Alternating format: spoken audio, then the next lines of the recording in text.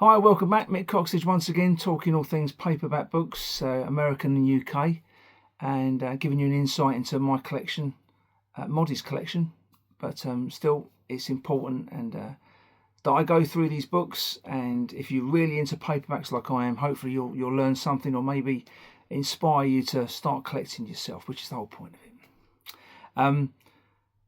Today I'm going to be dipping my toes once again into the UK pulp paperbacks, or the mushroom publishing companies of the early 50s.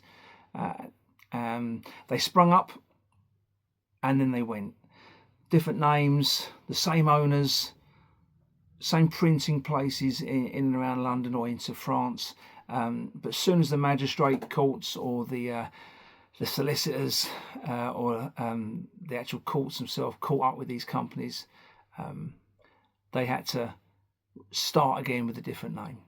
So today I'm going to be just going through my Scion paperbacks from the early 50s. Wonderful artwork, great authors, mostly pseudonyms as well. I'll try and go through as most of them as I can. And Scion, I've got a bit of a checkered career really. Very much science fiction, very popular with young people at that time, science fiction books. And there's plenty out there in the wide world if you want to go and find Scion books, sci-fi. They also done a lot of crime thrillers, which is what I'm going to go through today. I don't really collect the science fiction stuff. I like it, artwork's brilliant, but it's not really my bag. I like the stuff with the great covers and the great titles and that sort of thing. They also dipped their toe into westerns as well, so they were done a few westerns, the early 50s, but predominantly it was science fiction and crime thrillers. And that's Scion books. They got into trouble in about 1952 with the magistrates. They were heavily fined. They were very close to going under, but they did manage to carry on into 1953. So there's a gap in date-wise with some of these books. And it's obviously where they were going through some sticky times, trying to work out if they could still get these books published. Benjamin Zeev Emanuel was the owner of Scion Books, originally from Latvia, and he set this company up in the early 50s, and he got himself into trouble. And I'm going to go through the 52 books into 53, and you'll notice about May. I've got the earliest book in 53 is May 53, where they changed the colophon from a normal Scion book.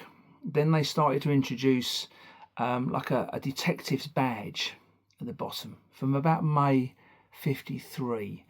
So it sort of changed. There was a swap over there. So I'm going to go through the non-badge Scions, and then a little bit later I'll go through my collection of the badged colophon Scions as well. So hold tight.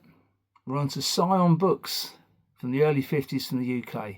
Wonderful artwork, and it's worth the wait. Anyway, here we go. Hello again. Here we go. Scion books.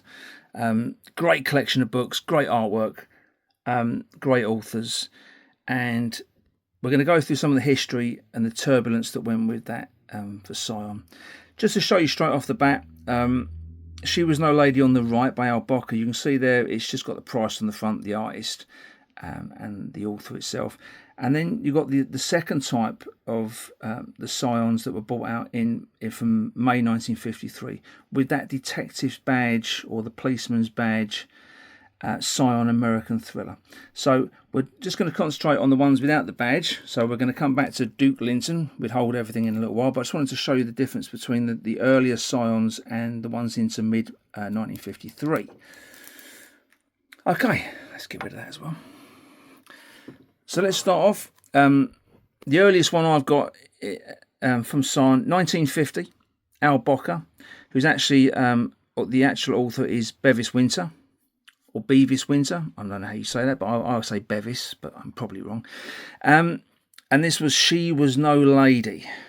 And there is that great artwork by Philip Mendoza, who always signed his work as Ferrari. And a very half undressed lady with a gun in her hand, which you can Don't look at anything else, just concentrate on the gun. There is a gun there in that picture. Blonde girl, not a bad bit of artwork. Quite well displayed, and a really nice looking book. On the back, they started off Scion with the usual displays of their own publications, Al Bocker, Sammy Coburn and Duke Linton at the top there, with all the different titles. But as you go about halfway through, they went to the smoking adverts, the give up smoking adverts, which I won't show you those because they're pretty boring really. But yeah, so the early Scions, there's some good stuff on the back, but it's all about the covers. And that is a pretty nice book. 1950, very early. Now, as I've explained before, with all of the books I collect, sometimes I buy a book because it's really cheap, and it might not be in the best of nick, and I'm okay with that as long as it's complete and as long as it doesn't fall apart when you open the pages. I'm happy, and I was very happy to get this for a good price very recently. You can see the tape marks down the side here and a bit of pen. It's good enough for me, because that artwork by Gomez, you can just make down here, I don't know what the guy's real name was, but Brad Shannon, Blues for My Baby, and there's your archetypal blonde gangster's mole, high-heeled shoes, suspenders, pistol on the floor. What a great bit of artwork. Yes. Brad Shannon was a pseudonym used by Victor Joseph Hansen. So Victor Joseph Hansen wrote under the Brad Shannon, and on the back you've got a nice little display for Danny Spade with a couple of books, a couple of Scion publications by him. Yeah, so yeah, like I say, it's not the greatest spine, Blues for My Baby, but it's good enough for me. I'm happy. This one's an interesting one. KO for Keeps by Ross Angel. Ross Angel was a pseudonym used by Donald Cresswell. And I bought this book for quite a few years ago now, and I was so happy to get it. And it was only when I got it home that I noticed. This is probably one of the books that did get them in trouble. I don't know for sure in 52, because this is still October 1950. So Donald Cresswell wrote this as Ross Angel, and you can see the policeman there, KO for Keeps. And as you come down with his torchlight there, again, it's Philip Mendoza with that wonderful artwork of the young lady there and the policeman. But then you'll notice that the young lady, half of her is naked. Now, I don't know if this was the book that got them in trouble, but I would imagine it was possibly brought up in the court cases that this was the sort of artwork they were trying to stamp down on around that time. I just thought she was covered, but it was only when I got the actually book through the post that I realised, oh, jeepers, that girl's going to catch her death. And she has actually in this picture, but yeah. That's quite unusual for 1950, for that to escape the censorship. And I don't know how many copies of this have survived. I don't know. I'm sure there's quite a few out there, but I don't think they would have been too happy. And again on the back, Scion have gone through all their different authors and basically try and say it's terrific if you buy a Scion book. And they certainly are. Okay, let's go on to Murder So What with a big question mark. Brad Shannon, again, Philip Mendoza with the artwork. Mine's a little bit clipped on the edge there, but I'm still very, very happy. We're into 1951 now. Art by Ferrari as usual. Philip Mendoza. Brad Shannon's the author. And Brad Shannon was, as I said before, Victor Joseph Hansen, who died in 2001, the actual author of this book. And what a wonderful piece of artwork again by Philip Mendoza. Just got everything. You've got a little bit of the rope tying the poor lady up. A lot of people collect books for that particular reason. I'm not one of them, but some people do like to see some sort of bondage artwork. Yeah, very attractive lady. Great artist. And that book pretty much says everything you need to know about British books in the early 1950s, crime thrillers. That's exactly what gentlemen of an age wanted to read and what they wanted to see. Anyway, lovely. On the back again, just a really good Scion Limited, Kensington High Street. So they're a London-based company. Some of the early ones were actually printed in France, but yeah, there's all their authors there: Ricky Drayton, Snip Taylor, Caesar Borelli.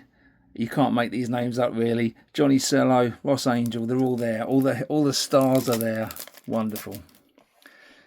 Right. Danny Spade. The Lady Holds a Gun. A bit more of a classy piece of artwork here. And very nice artwork it is too. Danny Spade is used. It was a pseudonym used by Bessie Mabel Lillian Williams, who was also wrote under the name Dale Ambler, and she wrote as Danny Spade. And you can see there the artist just down the bottom is Ulrich. I don't know the first name, but there are I've got quite a few books with that artist on the bottom, Ulrich. Very good art. Lady with a gun. She means business. Looks quite mean as well, doesn't she? But anyway. And then we get the first of the... You can stop smoking with the aid of a pal. Yeah. Yeah, it's a shame they went to that, because I really enjoy the looking at the blurb on the back with the Scion books that are available. But anyway, never mind. Right. No Dice. Al Bocker. I remember picking this up at when I used to go to the Hemsby Rock and Roll weekenders a few years back. I've stopped going now. I picked this up at, on one of the stalls, and I was very pleased to get it. It was next to no money at all. Got some staple rust, and again there's your Ulrich, the artist, and great artwork it is. Well, really nice artwork. Book's in decent shape. 1951 still. Al Bocker, which is Bevis Winter or Beavis Winter. Yeah, really nice looking book. That it's got some marks on it, and there's your stop smoking. You must, you have to, and stop smoking. It's a bad thing. And if you haven't got the email about it already, it's your own fault. Anyway, Line Up by Hans Luger. Just the name. I've had this book quite a few years now. Not in the greatest of shapes. It's got a few little creases at the top and some creases at the bottom. But these three poor ladies have been dragged in by the police for a lineup! Exclamation mark. Hans Luger. This book was actually written under Hans Luger. Was actually by Alistair Peterson.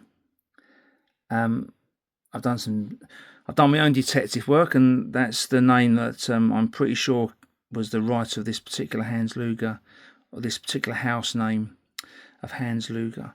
But what fantastic artwork. There is no artist here. There are people that could probably have a good guess at that. I'm not going to. But I just enjoy it for the great art. A Scion American thriller. 2 shillings. Worth every shilling, in my opinion. And there it is on the spine. The Hans Luger lineup, Scion Limited. If I can get that in focus, which is quite difficult. Anyway. Okay, just a few to go. Lights Out, Johnny Sello. We're getting towards 1952 now, so we're getting into that part. Again, I'm not sure which book or books got them into serious trouble, but this potentially could have been one of them as well. Lights Out, a Scion American gangster thriller, Johnny Sello, blonde lady on the front there, wearing a very revealing dress or night dress. I'm not sure what she's wearing there. There is an artist's signature there. It's Roger Barris, or I'm not sure. It's a name I've not heard of before, or the author's signature. It's a bit new to me, that one. Fantastic book. 1952, Lights Out, Johnny Cello. Absolutely wonderful, and a nice little spine on there as well, in pretty good shape. And then onto Killer Baits, Duke Linton. Now, this book I did get for a good price. Sometimes I pay well for books. Sometimes I just think it's not really worth the money they're asking. This one goes for big money, but I don't think it should be. I think the artwork's pretty tame.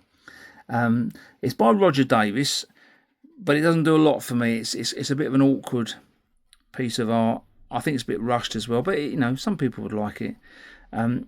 Duke Linton, a Scion gangster novel. This is actually number 510, March of 1953.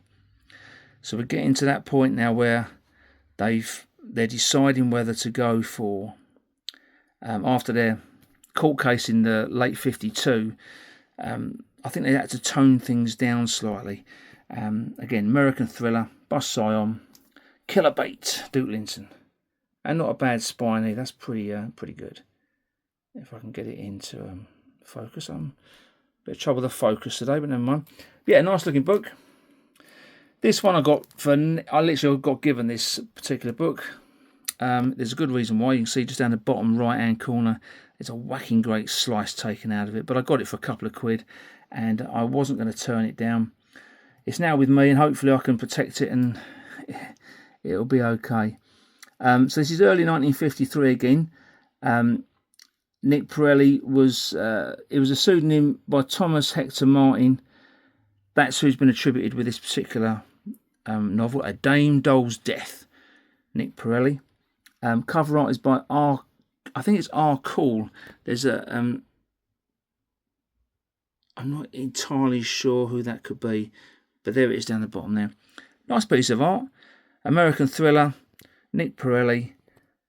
It's a shame about that cut on the bottom right, but hey, look, it could have gone into landfill, could have gone into a charity shop, and they would have literally, and as most book collectors know, charity shops deem these sort of books to be just useless, and they throw them away, which is such a shame. Not for me, they're not. They're going to sit with me in a nice little plastic cover, and I will look after it, because that's my job.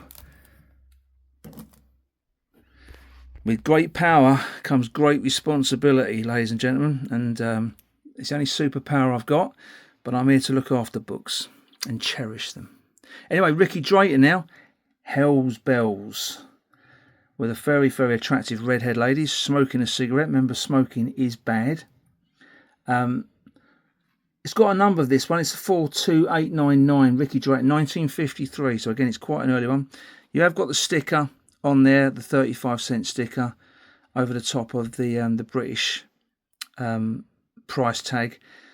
Not too bad. It's pretty good up the top. It's only when you get to the bottom, I've got a bit of a crease along there and a bit of a nick on the side. But apart from that, it's in pretty good shape. It's in pretty good shape. And there's your smoking advert on the back, which we can... Okay, just a few to go before we get onto the badges. Great art. Brad Shannon again. Some Get It. There's a pseudonym used, but again by Victor Joseph Hansen, who died in 2001. Again, this is April 1953. So, again, my book, you can just see on the side it's taken a bit of a creasing, but I'm really happy to own it. It's a great artwork of a really well painted lady. It's exactly what you want from your crime gangster thrillers of the early 50s from Scion with their American thrillers. Some Get It. And I bet she'd give it to you as well. She had half a chance. Anyway, on to what comes next. Hans Vogel. Again, you can see they're just playing with that colophon, trying to come up with something that would stick. That's a bit of a new one. That's the only time I think I've ever used that particular arrow, the two arrows, with a very, very well-drawn lady with an empty glass and a cigarette in one hand, in a very, very revealing negligee type thing. And what comes next? This was April 1953. Hans Vogel, which is a great name, was a pseudonym used by Herbert Victor Lowe. He's attributed to this book, and again, it's seen better days. It's got some real nicks all down the cover edge and some creases, but hey, it's too good just to throw away. It's to me, they're perfect because they show a life. They show a life that's been hid in garages and sheds by gentlemen in the early 50s, because the wife couldn't catch you with this book. She would not have been happy. So they're hid all over the house, and they're given to friends. They're given, if you're at school and you're a schoolboy, this is the sort of thing you'd pass around the school class to your mates. And that's why they took a battering over the years on the cheap paper they were printed on. But this one's still here with a great name like Hans Vogel. Okay, last one. This one is not my finest condition book, as you can see, but I got it for literally a couple of quid quite a few years ago now, probably about 10 years ago. I've had this quite a while. As I started collecting books, you sort of get a little bit more fussy. So this is one when I was not so fussy. I was like, oh wow, look at that, it's Nat Carter with Some Dame, and I bought it.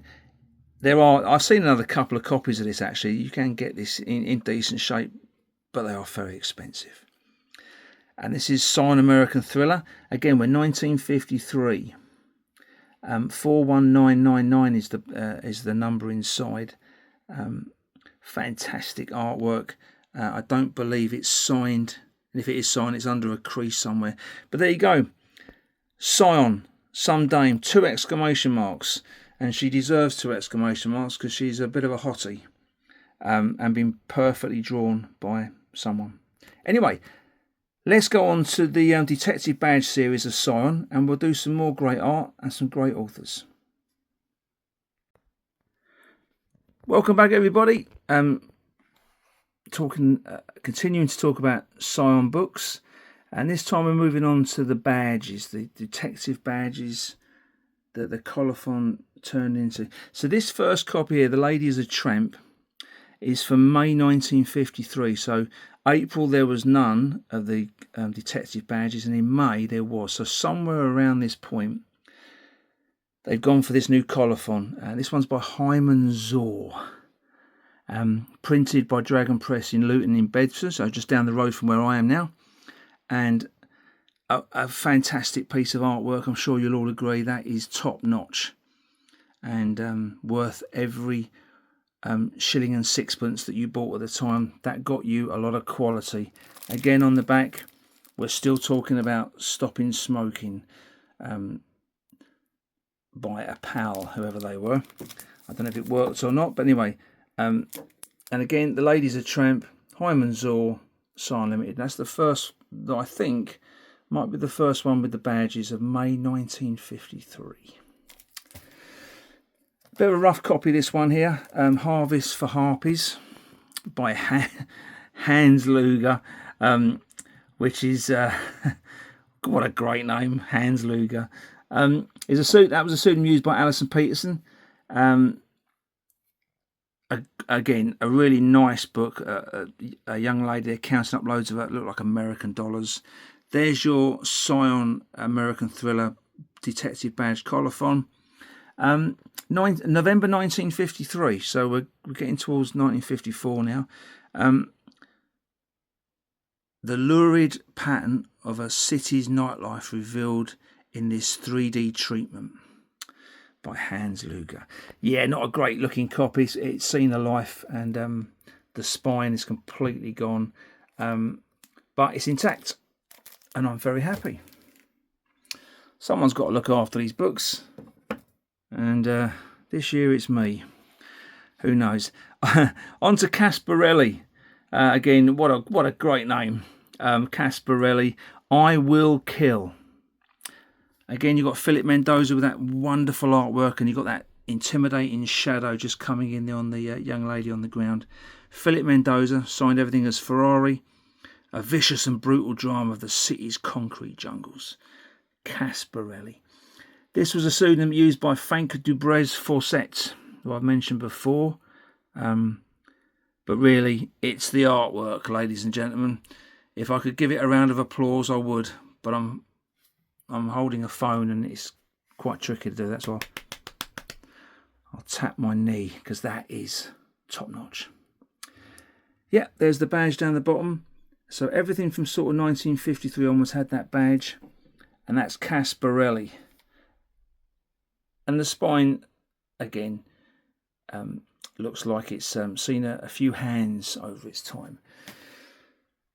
Pretty much the same with Payoff. I only got this particular book recently at the Paperback show in London, back in, I think it was March, wasn't it? I can't remember now. Got a bit of money off on it, so I was quite happy to take it for the price that I got it. Again, it's a bit worn. A few creases here and there.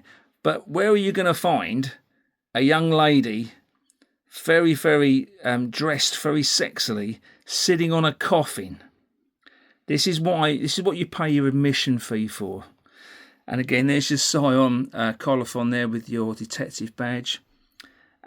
This one's by Nat Carter. And Nat Carter was a pretty much a house name used by Scion, and it's not really attributed to anybody. So it's very hard to pinpoint the actual author of this particular book. Anything with Nat Carter is quite tricky. But anyway, tearing into action in his own ruthless style. It's raw, it's revealing. It's by Nat Carter. Girl on a Coffin. Come on. And a pretty decent spine on that one as well. Very nice. This one's got a story to it. Road to Hell. Yeah, it's a little bit, it's got some damp issues at the bottom. I bought this, I remember buying this probably about 8 years ago. 8 or 9 years ago. On my wife does a lot of buying and stuff on Etsy. I'm not really interested in it. It's all not the sort of thing that I look on every day. But one day, I looked on Etsy. I don't know why, and this come up, and I bought this for £2.50. Yeah, I couldn't wait to put that in my basket and get it to my house. Worth every penny. It's an unknown artist. Hans Vogel for this particular one is Norman Lazenby is the author for this particular book, and under the pseudonym of Hans Vogel. There's your Scion American thriller. Ladies sitting on the harbour or the dock. Road to Hell. Very scantily clad. I could probably have a guess at the artist, but I'd probably be wrong. That is very, very risque for 1953. And yeah, my £2.50 done me very well. And on the back, just the usual non-smoking, to stop smoking, everybody. This one's a nice looking copy. Hold Everything by Duke Linton. Again, Scion Books, 1953. Duke Linton was, there's a couple of authors. It was either Victor Hansen, Herbert Victor Lowe. There's a number of people that could have taken on the moniker of Duke Linton. And again, I'm not entirely sure of the artist on this one. Doesn't seem to be, there's no signature anywhere on the bottom. And you could possibly have a guess. Probably the same as the last one, actually. They look quite, the lady looks very similar with the artwork and the way the how can I say it? The if that is a bra or the straps on her dress, they're drawn very similar. So I would think they're the same artist, but I'm unsure. But wow, and she's smoking as well. So they've got smoking on the front, and they're telling you to stop smoking on the back. Oh, the hypocrisy of it all. Anyway, what a great book. Scion, American Thriller by Duke Linton. Oh, yes. Right. Another great looking copy, Shadow of Sin. Really nice looking book. This I paid a good money for this, and I was pleased to do so. I think it was around. I think I got it for about £35, which sounds a lot of money, doesn't it? But I've had it a few years now, and I was more than happy to pay that. Hyman Zor is the author. Again, that was a house name used by various companies, and what a great piece of artwork. She looks very worried, and it's making her a dress or nightie, whatever that might be, fall off. Great title, Shadow of Sin, Hyman Zor. Really nice spine, in pretty decent shape. A few little nicks at the very top, but wow. Yeah, this one's seen a life. Again, badge at the top, Casparelli.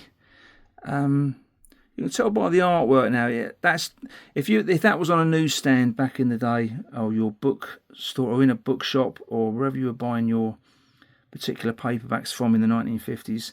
Again, 1953, printed in London by Dragon Press. Downtown, Casparelli, which was actually written by Frank Dubrez Fawcett. But a strange piece of art. Yeah, you can tell she's a lady of the night, and she's probably working very hard for her money. And the gentleman's giving her the look, as if to say, hello, what are you doing out this time of night? You should be at home. But anyway, this one has seen better days. You can see there's pen over it. There's lots of creases at the bottom, and some bits missing on the various points of the corners. But hey, again, I didn't pay a lot of money for this. It's the only time I've ever seen this particular cover. I've seen a lot of the other ones. You do see them once in a while, but this one, it's the only time I've ever seen this. And you've got your non-smoking at the back. But yeah, I wish it was in better nick. But hey, I'm looking after it. It'll stay as it is, and hopefully it will survive another 100 years. Only 2 to go now. Jealousy. Again, Nat Carter. I really like the cover. I think it's a little bit odd with the girl standing there, but you can see the woman just coming through the door, finding her husband or her boss. Well, he's either sleeping or he's dead. I'd go for the latter. Yeah, Hell Knows No Fury. And there's your Scion badge at the bottom, 2 shillings. And the very attractive blonde Marilyn Monroe-esque on the front. Again, 1953. Nat Carter was various house names. There's so many people that were connected with that name. Too many to mention. But a great looking book. Again, a little bit worn on the spine. Various little creases here and bits missing, but it's intact. It survives. Last one by Ross Angel. Voice of Vice.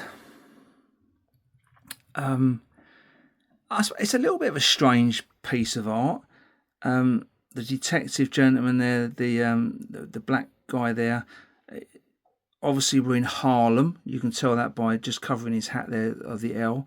We're in Harlem. By Ross Angel, Scion American Thriller. Again, 1953. And Ross Angel was Donald Cresswell. He used the Ross Angel pseudonym for his books. Very nicely drawn. Ray Theobald-esque young lady there. I would think this is Ray Theobald, and I would go for Ray Theobald as the artist. Just a strange book, really, in the Scion series. Lady holding a gun, as usual. But yeah, bit of a weird one, but I quite like it for some reason. It sort of captivates you slightly. Nice looking book. Anyway, that's the last of my my Scion Detective Badge series, and I hope you've enjoyed it. Check back for more. I'm not sure what. I think I'm going to do my red seals next. Yeah, let's give the red seals a run out from the UK. Anyway, hope to see you soon. Hit that like button, share it as much as you can, get people into books. Remember, books are for life, not just for Christmas. See you all soon.